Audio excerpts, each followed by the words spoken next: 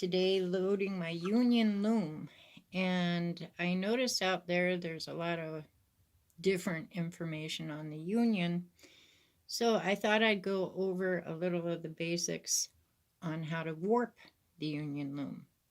First, let me start out by showing you I'm going to be setting mine up to weave some dish towels that I have. I made this one totally by mistake and love it, so I'm going to do some more.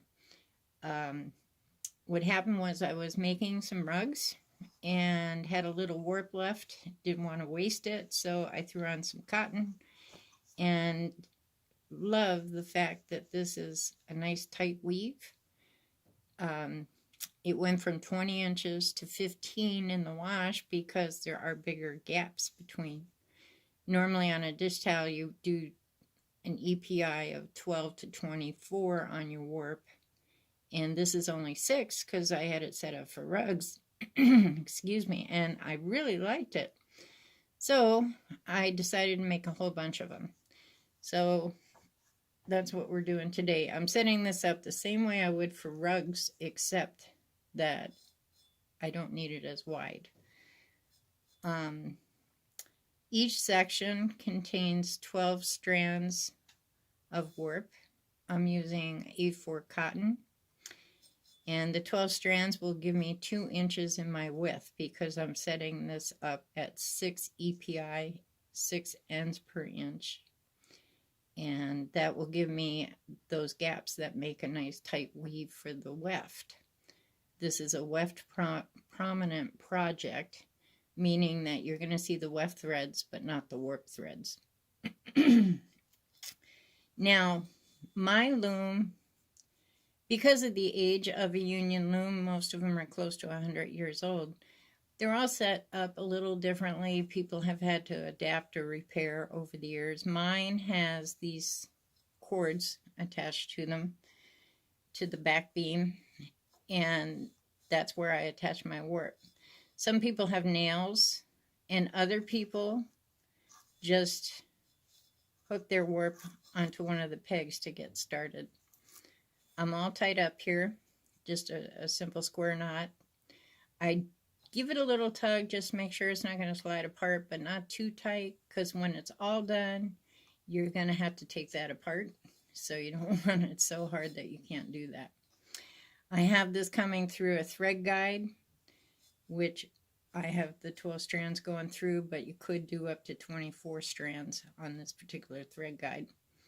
Those are available from Great Northern Weaving in Michigan.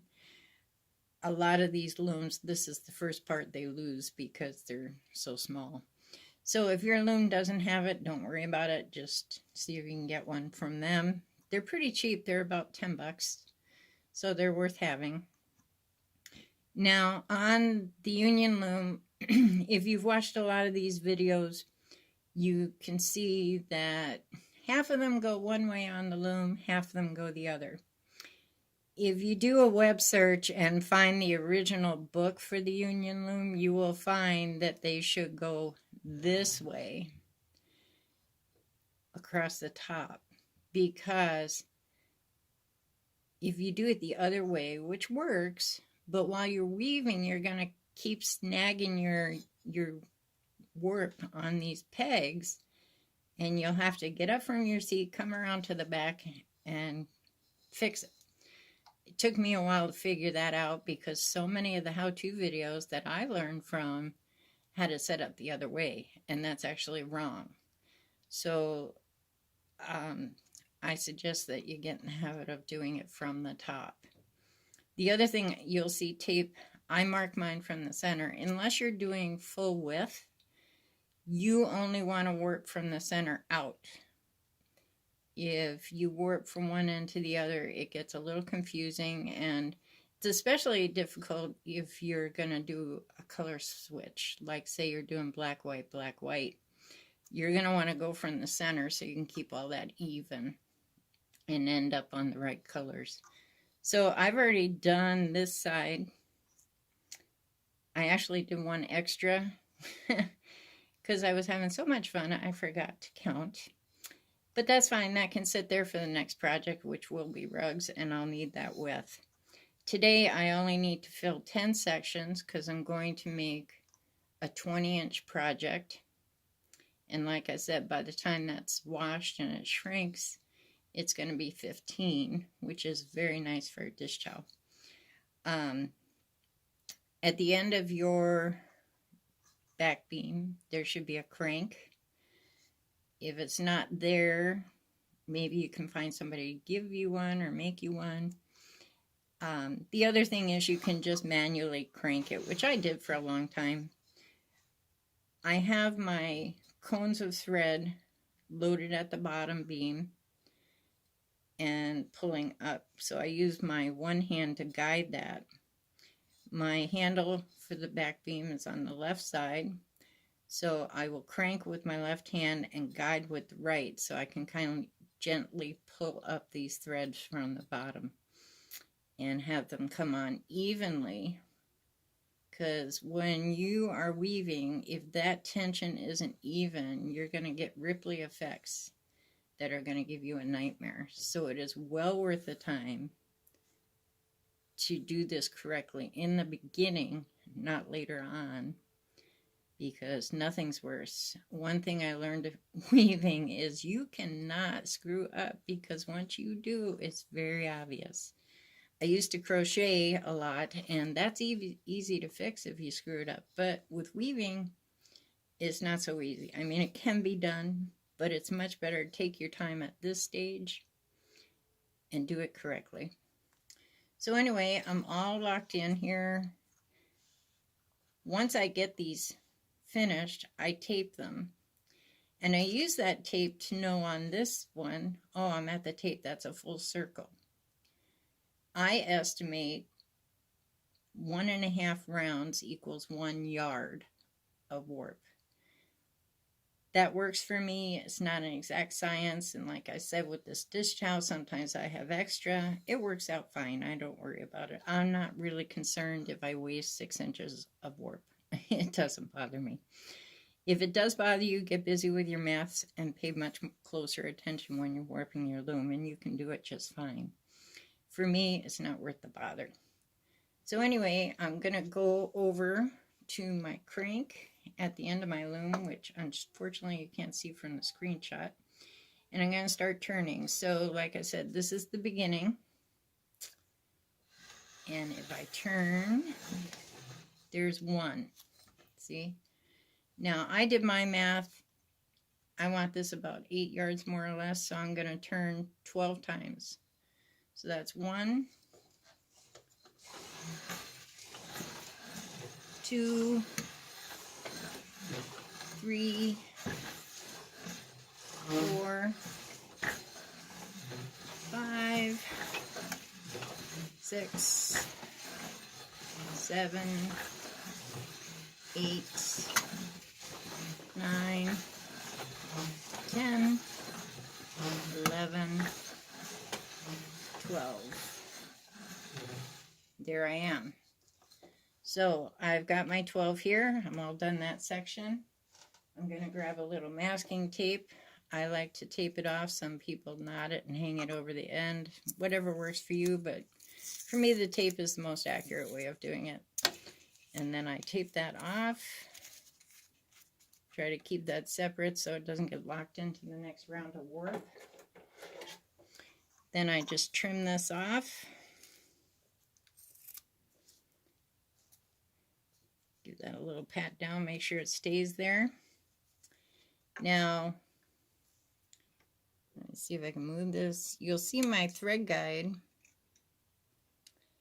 I have clamped because I actually bought this when I first got my loom 6 or 7 years ago, and I didn't know there was a difference. I bought an Orco loom thread guide, which is a little wider than the Union loom. So rather than spend the extra $10, I just use this clamp. I move it over, make sure I've lined it up. I would just lock that on there. There we go. I got it loosely locked in because I want to make sure I line up. So then I'm going to give this a little square knot.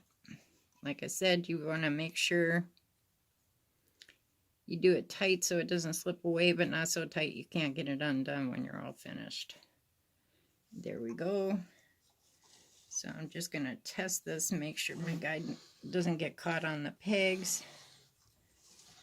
Okay. Yeah, I want to move that over just a hair. Tighten that up. And that's... So that's one full revolution. I actually had a little extra because of where my knot landed. I'm not going to worry about it. So we'll consider that one. And then I'll go down to my crank. 2,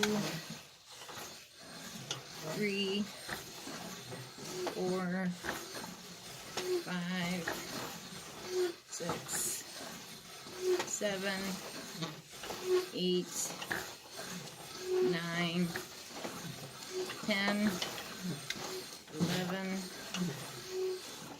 12. Okay, so they're 12.